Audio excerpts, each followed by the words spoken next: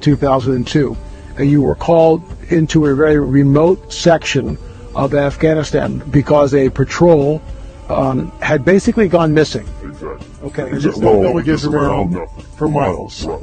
Very remote. Yeah, very remote. So we flew in. They're about 4 kilometers. We're hiking to the same area where they were supposed to make one of their checkpoints, where the relic. And before we left, there was all kinds of what happened with the ambush. But that was even odd because at point of ambush, you need to call for maybe close air support, something. Okay. There was no calls made. You just off the grid. So we're coming down a mountainside, and it was a nice path, built path.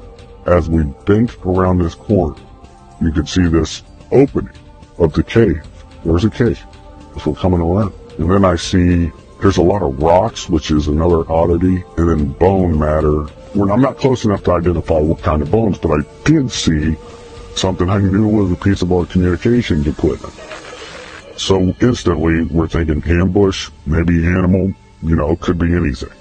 And there was enough room in front of this cave, but it had a sheer drop-off. But there was enough room that we actually got into a decent dispersal in case of ambush. You see something coming out of the cave, and it's moving with a speed and agility that catches you off guard. Everybody.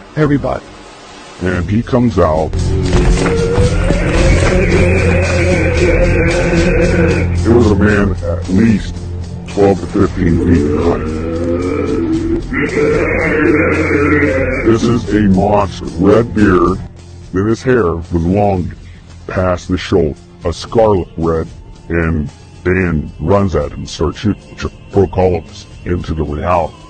As it was so now your training is kicking. Oh yeah, okay. Muscle memory, complete muscle memory. While Dan is moving at him, another bro of mine's laying down fire, and I start firing. He skewers Dave. He's now got him on this pike. It went 2. And he's still got him, and he's coming after more. We all just clicked in. I don't know what it was, but I remember we're all like, shoot him in the face, shoot him in the face. And our weapons components were in force. We had Braille aids, and we had Seraph distance. This is sounding longer than it took. We're talking 30 seconds. Dead. Okay? And, why is a good man, probably one of the best men I know, now dead. Before I'd left, they were already starting what they call a 9-line, which is a medevac request. They're sending out a medevac request, then all of a sudden it's not a medevac request. All of a sudden we had a helicopter show up because, like I told you, it was a large precipice and a sheer drop. So the helicopter just came up from the drop. They had dropped netting, which is like cargo netting. It's like squares. We were told we had to bundle him up. Can we get another bigger helicopter? But it's almost like a Jolly Green Giant used to look back in the day that could get, through this area. Because the mountains, you gotta remember, Chinooks could only go in certain places because they had enough lift. Mm-hmm.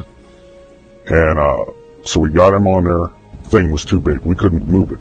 It smelled worse than a skunk. A corpse that's been around for a while.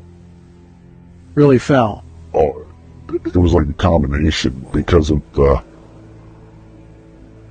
how do you put that, the persistence of a skunk smell, but once the helicopter came in, dropped its little hook, and off he goes.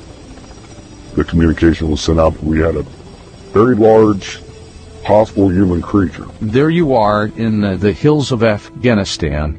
How many troop members are you with? We had 6 on my crew. When we say hills of Afghanistan, for us, we did not fly into the wilderness. We actually flew into a base. Yes, this thing was transloaded out of the mountains by a CH-47.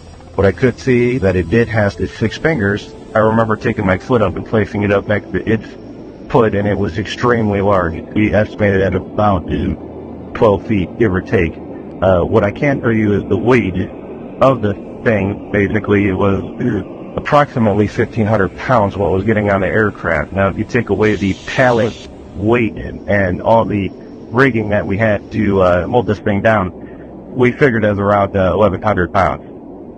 Of course we're upset. That's a given. Okay.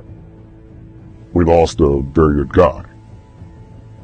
But add to that, you're discussing something that even in our after action report, they're saying rewrite it. And we had to rewrite it the way they wanted. How many fingers? Six toes. 6 toes. And the nails were weird because if you see somebody that ever has, I don't know what it's called, but Like a fungus on their nails, how they get pointy and they're like gnarly, that's what they look like. Now family, before